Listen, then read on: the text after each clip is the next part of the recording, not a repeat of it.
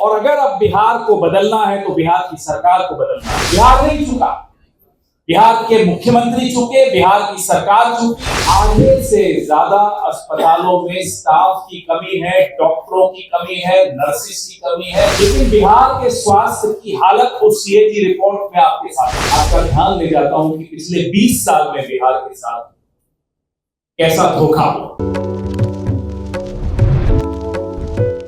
जनक है सत्याग्रहों का, क्रांतियों का।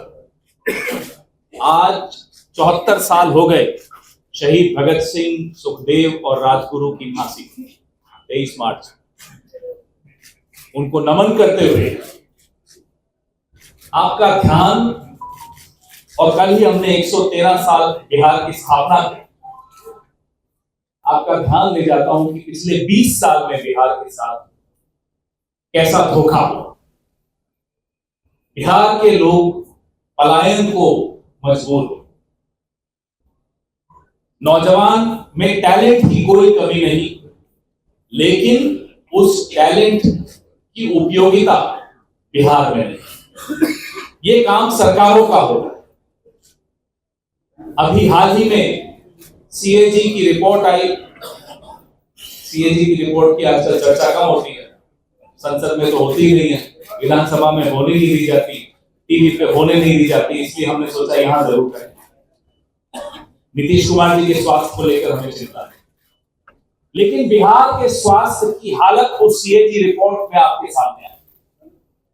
आधे से ज्यादा अस्पतालों में स्टाफ की कमी है, डॉक्टरों की कमी है, नर्सिस की कमी है, दवाइयों की कमी।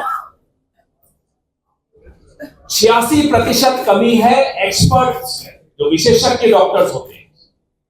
आप प्राइमरी हेल्थ सेंटर में जाइए, किसी सरकारी अस्पताल में जाइए, दवाई नहीं है।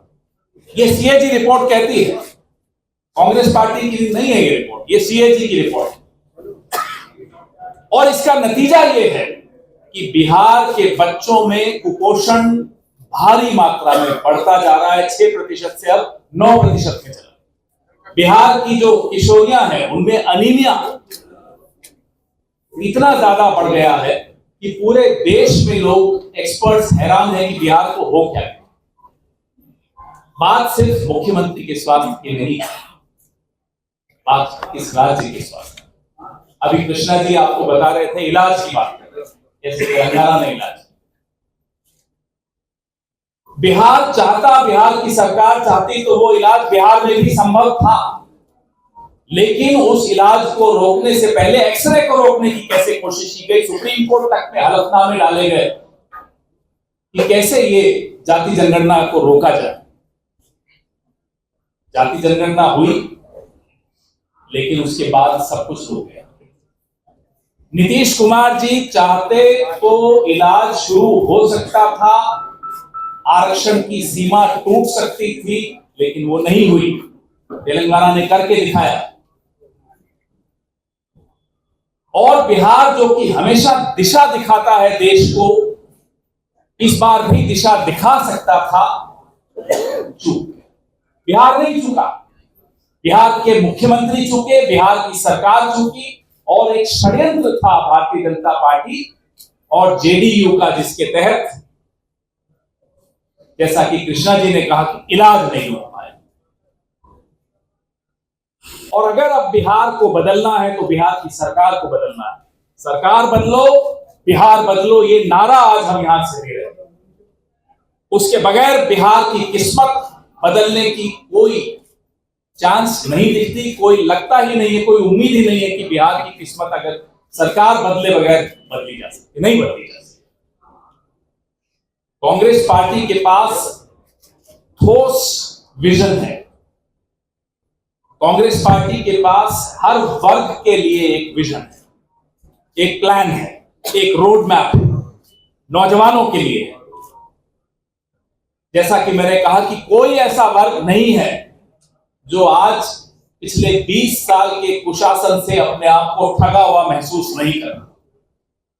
हर वर्ग के लिए हम अगर विजन सामने रखेंगे तो बिहार के एक एक नागरिक को समझ में आएगा कि सरकार कैसी होनी चाहिए और कैसी मिलेगी। ये पहली प्रेस वार्ता है। एक सिलसिलेवार हम आपके सामने, मैं बार बार कृष्णा जी की ही भाषा का वो बोरो करता हूं, सिलसिलेवार हम एक्सरेज आपके सामने रखते हैं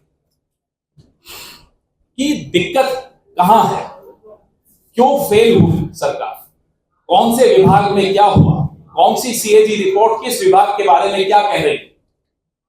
राजेश जी तो असेंबली में उठाएंगे ही, हम आपके सामने यहां भी उठाएंगे, और उसके बाद समस्या तो आपने देख ली, समाधान क्या है, समाधान भी कांग्रेस पार्टी आपके सामने, आपके माध्यम से बिहार के लोगों के सामने रखी। और हमें पूरी उम्मीद है बिहार बदलाव चाहता है, अपनी किस्मत में बदलाव चाहता है, अपने नौजवानों के भविष्य में बदलाव चाहता है, अपने वर्तमान में बदलाव चाहता है। और इसलिए बिहार जानता है कि बदलाव तभी संभव है जब सरकार को